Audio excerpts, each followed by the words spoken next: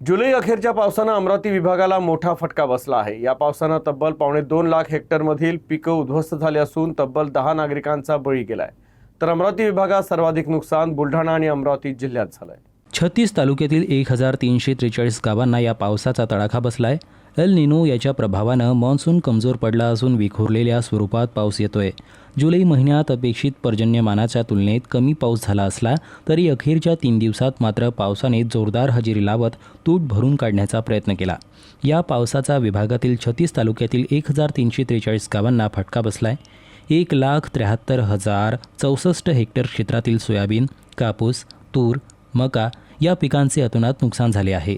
सर्वाधिक नुकसान बुलढाणा व अमरावती जिल्ह्यात झाले असून अनुक्रमे 48,870 व 57,698 हेक्टर क्षेत्रातील पिके उद्ध्वस्त झाली आहेत। नुकसानासोबतच या पावसाने 10 जणांचा बळी देखील घेतलाय।